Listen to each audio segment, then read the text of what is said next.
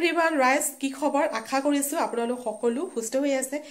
ৰাইজ যেহেতু লোকসভা নিৰ্বাচন সমাপ্ত হ'ল আটাইতকৈ মানে শেষত যেটো মানে 3 নম্বৰ ফেজটো সমাপ্ত হৈ গ'ল 7 মে তাৰিখে আৰু আজি হ'ল কেইবাদিনো হ'ল যেহেতু শেষ কৰা আৰু যেহেতু ৰাইজসকল আপোনালোকে সকলোৱে জানে যুগ বিয়োগ অংক পংক সকলোতে চলি আছে এয়া কি সাহসীয় দল হওক বা কংগ্ৰেছ দল হওক আদি সকলোৱে মানে যুগ বিয়োগত মানে ব্যস্ত যে কোনে কিমান আসন পাব যে আমুকটো সমষ্টিৰ পৰা আমি জয় হ'ম নে এই সকলোবিলাক মানে চলি আছে যেহেতু ৰাইজ গুৱাহাটী লোকসভা সমষ্টিৰ পৰা কিয় মানে মীৰা বৰঠাকুৰ গোস্বামী ডাঙৰী আনি জয় হ'ব লাগে এই কথাটো স্পষ্টকৈ বুজাই দিছে অখিল গগৈ সেই ভিডিঅ'টো মোৰ ওচৰত আছে ৰাইজ সেই ভিডিঅ'টো মই আপোনালোকৰ মাজলৈ আগবঢ়াম আৰু যেহেতু ৰাইজ আপোনালোকে সকলোৱে জানে দিন ৰাতি একাকাৰকৈ নিৰ্বাচনী প্ৰচাৰত সকলো ক্ষেত্ৰতে উজনি নামনি মধ্য অসম আদি সকলোতে 3টা পৰ্যায় প্ৰথম পৰ্যায় সেকেন্ড পৰ্যায় থাৰ্ড পৰ্যায় প্ৰতিটো পৰ্যায়ত নিৰ্বাচনী প্ৰচাৰত ব্যস্ত প্ৰত্যেকৰ হৈ নিৰ্বাচনী প্ৰচাৰ চলোৱা আটাইতকৈ বেছি কষ্ট কৰা লোকসভা নিৰ্বাচনত আটাইতকৈ বেছি কষ্ট কৰা আটাইতকৈ বেছি সাহসীয় দলৰ হৈ যুঁজা ব্যক্তিজন কোন ৰাইজসকল অখিল গগৈ নহয়নে ৰাইজসকল অখিল গগৈ হৈছে সেইজন ব্যক্তি যিজনে সকলোকে মানে সহায় কৰা যেহেতু সাহসীয় দলৰ সৈতে যুঁজ দিবলৈ সকলোকে নিৰ্বাচনীত সহায় কৰা আৰু আটাইতকৈ বেছি কষ্ট কৰা ব্যক্তিজন যিজনে এই বছৰ লোকসভা নিৰ্বাচনত আটাইতকৈ বেছি কষ্ট কৰিছে আটাইতকৈ বেছি নিৰ্বাচনী প্ৰচাৰ চলাইছিল হেয়া কি ডিব্ৰুগড় সমষ্টি লুইনজ্যোতি গগৈ হওক যোৰহাট সমষ্টিৰ গৌৰৱ গগৈ নৰগাঁও সমষ্টিৰ প্ৰদ্যুৎ বৰদলৈ ৰকিবুল হুছেইন আৰু গুৱাহাটী লোকসভা সমষ্টিৰ মীৰা বৰঠাকুৰ গোস্বামী ডাঙৰীয়ানী হয়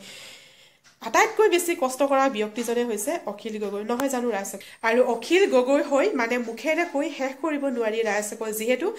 নিৰ্বাচনী ক্ষেত্ৰত লুইনজ্যোতি গগৈ হওক গৌৰৱ গগৈ হয় যেতিয়া প্ৰথম পৰ্যায়ৰ যি নিৰ্বাচনী সভা হৈছিল তাত আছিল যোৰহাট লোকসভা সমষ্টি গৌৰৱ গগৈ আৰু ডিব্ৰুগড় লোকসভা সমষ্টি লুইনজ্যোতি গগৈ আৰু এই দুজনক ইমানেই মানে সহায় কৰিছিল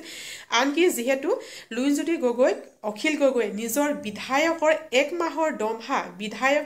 মাহৰ দৰমহাও লুইনজ্যোতি গগৈ নিৰ্বাচনী প্ৰচাৰৰ কাৰণে যাতে খৰচ কৰিব পাৰে এই বুলি অখিল গগৈয়ে দান কৰিছিল আৰু লগতে গৌৰৱ গগৈ নিৰ্বাচনী প্ৰচাৰত সহায় কৰিছিল মুঠতে এই বছৰ যেটো লোকসভা নিৰ্বাচন আটাইতকৈ বেছি নিৰ্বাচনী প্ৰচাৰত মানে অংশগ্ৰহণ কৰা আটাইতকৈ বেছি সাহসীয় দলৰ হৈ যুঁজ কৰা সকলোকে মানে শপতনামা গ্ৰহণ কৰোৱা যে আমি কংগ্ৰেছক ভোট দিম যে আমি সাহসীয় দলক আমি ভোট নিদিওঁ আমি হাতৰ চিহ্নত ভোট দিম আৰু এনেকৈ বুলি সকলোতে মানে নিৰ্বাচনীত অংশগ্ৰহণ কৰা সকলোকে শপত দিয়া ব্যক্তিজনে হৈছে আটাইতকৈ কষ্ট কৰা ব্যক্তিজনে হৈছে অখিল গগৈ নহয় জানো ৰাজ আপোনালোকে যদি মোৰ ভিডিঅ'বিলাক চাই আপোনালোকে নিশ্চয় ধৰিব আৰু যদি আপোনালোকে নিৰ্বাচনী যিখিনি সময় নিৰ্বাচন চলি আছিল সেইখিনি সময় যদি আপোনালোকে চাইছে নিউজে পত্ৰই যদি চাইছে তেন্তে আপোনালোকে নিশ্চয় ধৰিব পাৰিছে যে অখিল গগৈ শিৰোনামা দখল কৰি আছিল প্ৰত্যেকটো ক্ষেত্ৰত আৰু অখিল গগৈ সভাত ইমানেই মানুহ হৈছিল আৰু সকলোকে শপত গ্ৰহণ কৰাইছিল সো ৰাইজসকল এইটোৱে ক'বলৈ বিচাৰিছো যে এই বছৰ লোকসভা নিৰ্বাচনত আটাইতকৈ কষ্ট কৰা ব্যক্তিজনে হৈছে ষ্টাৰ কেম্পেইনাৰ হৈছে অখিল গগৈ নহয় জানো ৰাইজসকল বিৰোধীৰ মানে সাহসীয় দলৰ বিৰুদ্ধে মানে যেটো মানে নিৰ্বাচনীত নামা ব্যক্তিজনে হৈছে অখিল গগৈ আহক ৰাইজসকল এতিয়া আৰম্ভ কৰো সেইটো যিটো ভিডিঅ' মই আৰম্ভণিতে কৈছিলো যে গুৱাহাটী লোকসভা সমষ্টিৰ পৰা মীৰা বৰঠাকুৰ গোস্বামী ডাঙৰী আনি কিয় জিকিব লাগে জিকাটো বাৰু খাটাং কিন্তু জিকিব কিয় লাগে আৰু সেই মীৰা বৰঠাকুৰ গোস্বামী ডাঙৰীনী বাইদেউ মানে জয় হলে কি হ'ব কাৰণ সাহসীয় দলে বৰ্তমান আমাক যি পৰিস্থিতি কৈছে যে আমাৰ বাক স্বাধীনতা কাহি লৈ গৈছে বজাৰত বৰ্তমান জুই লাগি আছে মূল্য বৃদ্ধি হৈছে হয় না এই সকলো বিলাকৰ ক্ষেত্ৰত মানে যেহেতু মানে মীৰা বৰঠাকুৰ গোস্বামী বাইদেউ কিয় আমি মানে জয় হ'ব লাগে তো এই ভিডিঅ'টো আপোনালোকৰ মাজলৈ আগবঢ়াই দিছো যে সঁচাকৈ যদি দেশৰ সংবিধান বচাব লাগে সঁচাকৈ যদি আমাৰ দেশৰ গণতান্ত্ৰিক ব্যৱস্থাটোক সুৰক্ষিত কৰি ৰাখিব লাগে সঁচাকৈ যদি আমাৰ দেশৰ পৰা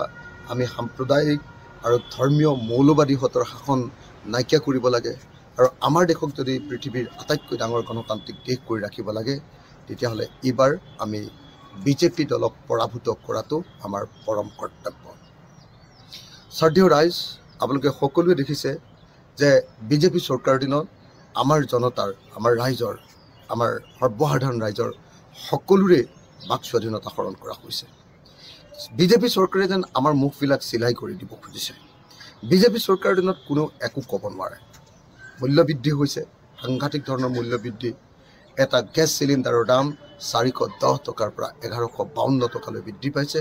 কিন্তু তাৰ বিৰুদ্ধে আপুনি প্ৰতিবাদ কৰিব নোৱাৰে, তাৰ বিৰুদ্ধে আপুনি মাত পাতিব নোৱাৰে, লগে লগে আপোনাক জেইলত পঠিয়াই দিয়ে। এক সাংঘাতিক ধৰণৰ স্বৈৰতান্ত্ৰিক শাসন এটাই সমগ্ৰ ভাৰত জুৰি বিৰাজ কৰিছে। আমি এই যুগটোক, এই স্বৈৰতন্ত্ৰৰ যুগটোক, এই ফেচিজমৰ যুগটোক আমি ডেফিনেটলি এইবাৰ বিদায় দিব লাগিব। আহক সকলোকে আবেদন জনাইছোঁ। আপোনালোকে সকলোৱে জানে যে মীৰা বৰঠাকুৰ বাইদেউ অসমৰ এগৰাকী সৰব মহিলা। তেখেতে প্ৰত্যেকটো জাতীয় ইছ্যুৰ ওপৰত মাত দিয়ে। তাৰ বিপৰীতে আমি দেখিছোঁ যে বিজেপি দলৰ যিগৰাকী কেণ্ডিডেট, তেওঁৰ নামটো আমি কোনেও শুনা নাছিলোঁ। তেখেত এগৰাকী সঁচা অৰ্থত অসমীয়া ভাষাত ক'বলৈ গ'লে নিমাতী কইনা, সঁচা অৰ্থত ক'বলৈ গ'লে আমি তাতকৈও যদি ক'বলৈ যাওঁ গছৰ মুহা। তো তেখেতসকলে আমি কেতিয়াও সামাজিক কোনো প্ৰশ্নত কেতিয়াও মাত দিয়া দেখা নাছিলোঁ।